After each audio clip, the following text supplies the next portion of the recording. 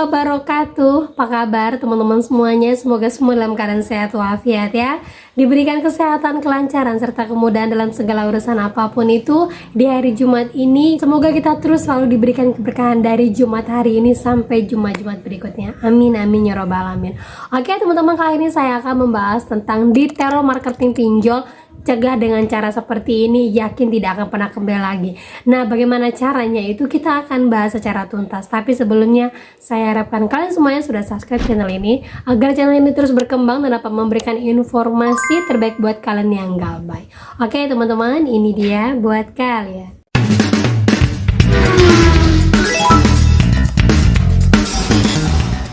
Sebelumnya saya mau bahas dulu ya, ada seorang teman yang dia punya galbay di pinjaman Go tapi ditagih dari aplikasi Dana Cepat. Nah, kita bacakan infonya ya. Kebetulan teman saya ini baru aja nonton vlog saya dan langsung bertanya, "Mbak DC, kirim ini ke aku dari aplikasi Dana Cepat, tapi produk pinjamannya pinjaman Go." Nah, seperti kita lihat di samping itu, selamat pagi. Dia menyebutkan nama aplikasinya dari Dana Cepat, produk pinjamannya pinjaman Go.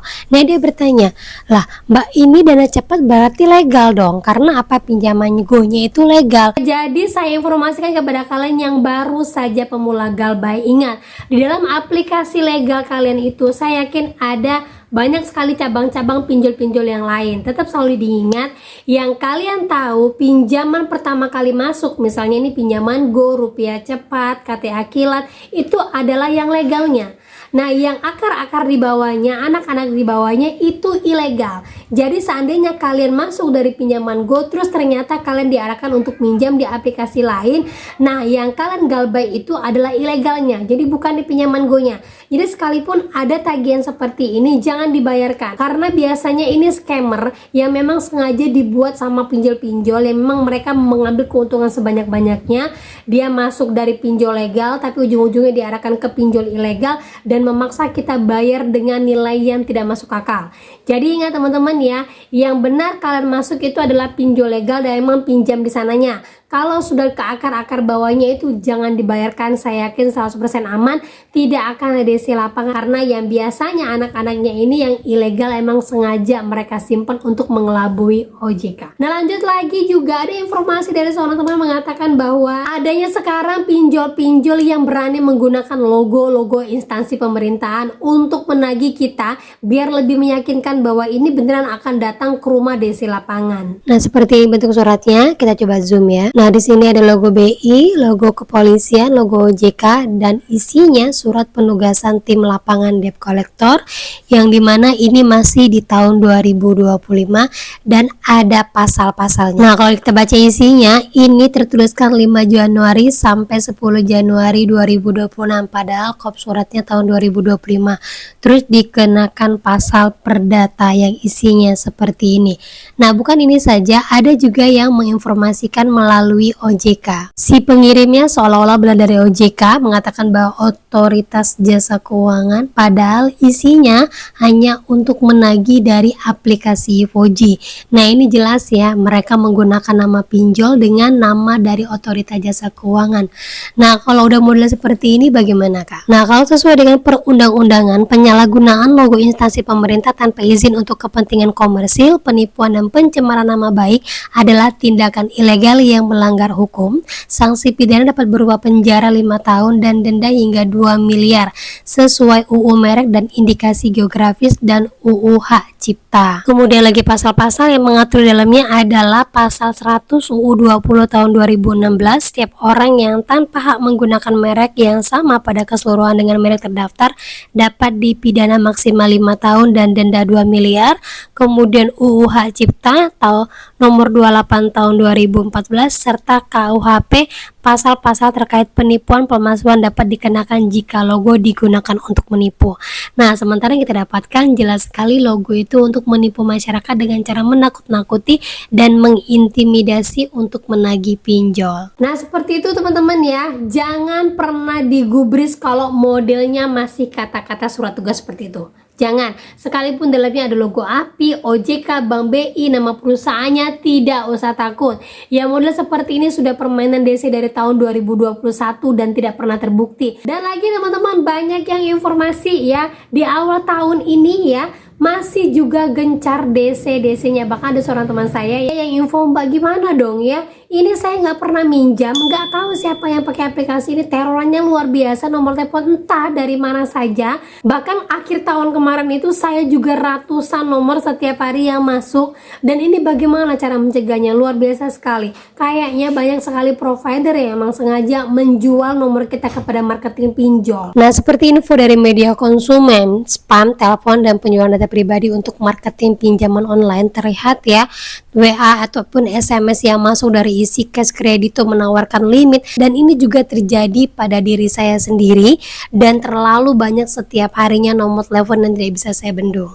Nah, ini deh teman-teman ya, mulai dari Selasa 6 Januari, 5 Januari, 4 Januari, 3 Januari, 2 Januari, kemudian ada beberapa telepon dari bulan Desember yang udah nggak bisa lagi saya bendung. Dalam satu hari itu ada sampai puluhan nomor berbeda yang masuk, dan ternyata ini bukan terjadi pada diri saya saja. Dan untuk itu saya coba untuk mengakalinya, menyeting semua HP saya, dan terlihat hari kemarin Rabu sudah mulai sedikit, dan hari ini juga hanya satu orang saja yang berhasil menembus nomor telepon saya. Dan kalian bisa melakukan seperti yang saya lakukan ini. Yang pertama bisa kalian lakukan adalah buka tombol panggilan ini, kemudian titik 3 paling atas, lanjut ke pengaturan, kemudian kalian blokir nomor kalian buka. Nah, pada saat di sini blokir nomor panggilan tadi kenal kalian aktifkan, terus blokir panggilan spam dan penipuan, kalian bisa taruh nomornya di sini, atau kalian bisa masukin kode seperti yang saya buat, plus 62081. Nah, untuk nomor-nomor yang berawalan plus 62081 itu otomatis dia akan terblokir, atau kalian bisa tambahkan seperti ini 62085, karena sering juga kan ada nomor-nomor yang dari nomor seperti ini kan ya, tambahkan. Nah, otomatis Anda tidak akan lagi menerima panggilan dari nomor dengan awalan seperti ini.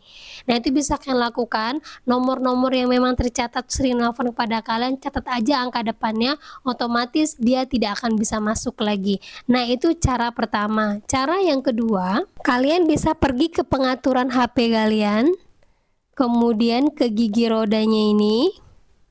Lanjut, kalian pergi ke suara dan getar, kemudian kalian pilih jangan ganggu paling bawah ya. Ini kebetulan saya menggunakan HP Android teman-teman ya, di iPhone juga ada. Nah, tinggal kalian aktifkan jangan ganggunya. Kemudian kalian bisa atur jadwalnya, jangan ganggunya. Misalnya bertambah jadwal apa, jam berapa, dari jam berapa jangan diganggu. Dan ini bisa untuk ya, yang pertama itu untuk menghalau nomor telepon yang tidak kalian kenali ataupun tidak terdaftar di HP kalian. Terus untuk menghalau mereka-mereka ataupun DC-DC yang masih menagih di tengah malam. Ya, kemudian lagi diizinkan selama jangan diganggu, yaitu kalian bisa panggilan dan telepon ini kalian bisa atur semuanya di sini. Apakah ada yang mau kalian izinkan ketika kalian aktifkan mode jangan ganggunya? Ya, bisa kalian misalnya WA tak bisa masuk, telepon dengan nomor yang tercatat di HP kalian bisa masuk. Nah, kalian bisa atur yang ada di sini. Gitu ya teman ya, di panggilan dan telepon. Nah, itu cara yang kedua. Cara yang ketiga, kalian bisa buat seperti yang teman kita ini lakukan untuk menanggapin ataupun menolak semua panggilan dari nomor-nomor spam.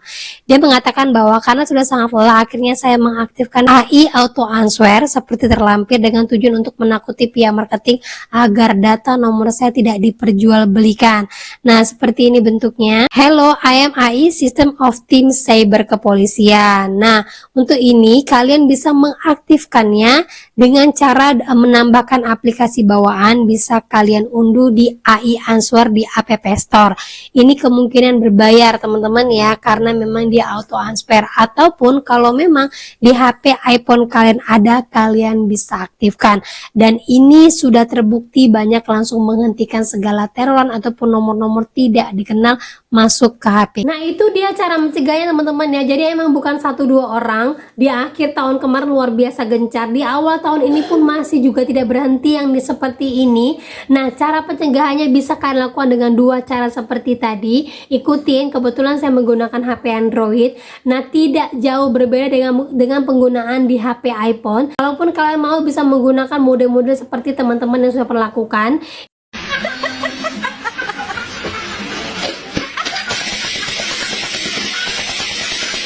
Dan kalau kalian mau lebih santai lagi, jangan pernah diangkat sampai kapanpun. Karena kalau kita sudah tidak menggubris, berarti kita bukan calon mereka, kita bukan target mereka, dan mereka akan mencari target yang lain. Jangan pernah digubris, jangan pernah takut data akan dijual ataupun data akan diretas. Yang penting hanya satu, ketika ada kode OTP ataupun ketika ada notifikasi mau menyinkronisasikan WhatsApp kalian, langsung matikan HP kalian. Ya, mati, mode mati, bukan restart, mode mati, matikan selama 5 menit dan langsung kalian hidupkan lagi. Atau kalau memang ada informasi dari HP kalian mengatakan untuk update sistem, segera update sistem, jangan tunda-tunda lagi, karena dari pengupdatean sistem ini bisa menghapus segala sadapan yang masuk HP kalian. Oke teman-teman ya, jadi buat yang masih mau lanjut galbay, jangan pikirkan bahwa kalian di telepon ini karena saya galbay. Nah, banyak teman-teman yang tidak galbay, bahkan yang tidak mengenal pinjol pun juga di. Jadi ini memang murni fenomena di awal tahun yang memang sedang mengejar target dan mereka sedang mau tutup buku. Jadi aman, lanjut terus galbay dan tidak usah tahu dipikirkan. Gitu teman-teman ya. Nah oke, itu dia informasi yang bisa saya sampaikan buat kalian. Semoga informasi ini menjadi mood booster, semangat baru, dan akhir kata saya ucapkan Assalamualaikum warahmatullahi wabarakatuh.